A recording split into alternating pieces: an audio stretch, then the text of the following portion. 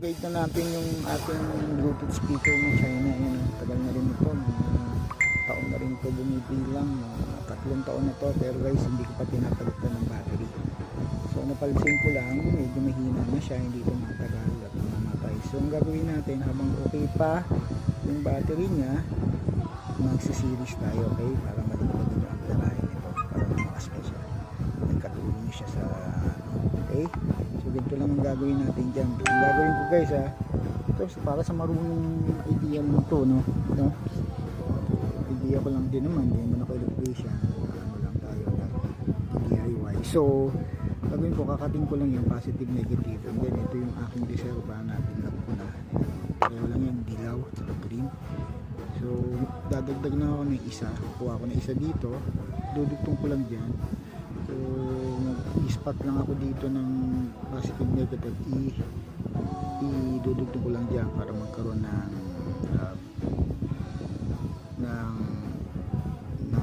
tinatawag na series effect, no? So kasi guys, pag nag-series ka, nadadagdagan yung hindi yung voltahe, kundi yung yung laman, yung load, diba? May karga, mas marami. So hopefully kaya na niya. Kung hindi, dagdag uli, gawin ko 3. So isa lang muna ang gagawin ko.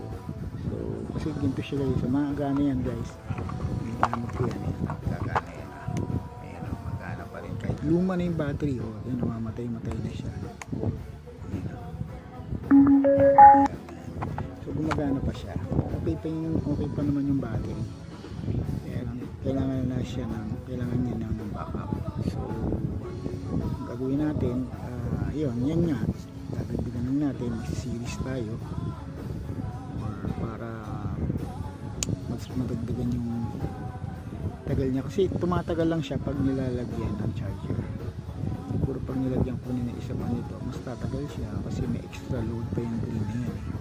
So dapat pala pag ginawa ito. Pero anyway, okay pa naman yung battery, hindi pa naman siya totally dead. So matutulungan naman ang battery ito. So ganun lang ang technique guys, no? Para madali, ulitin ko, kating nyo lang dito, tapos gumawa na lang kayo ng positive negative, dugtong na lang dito. Yung pinakamadaling gawin, no? Kaysa magtanggal-tanggal pa kayo o tanggal mo yan. Yan naman na. Habang may power pa, nagpa-power on pa siya, series nyo na, mag-series na kayo ng battery. Mura lang naman yung mga gandang battery, 9 volts. Sipin mo, tumatagal ng taon, 9 pesos ng isang piraso yan. Pareho lang yan guys, iba lang to. Galing to ng China. Anyway, galing din to ng China.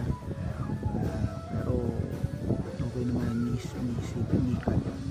So plano ko nga gumawa ng ito, ng high capacity.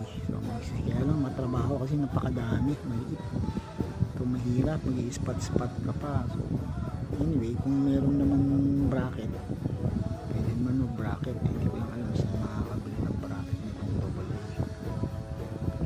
Kasi kailangan ito, maraming bracket para makaproduce ka ng malakas na kuryente. Kunyari 12 volts, mag-ano ko ng 12 volts kasi 1.2 lang to. So ang 3 volts nito,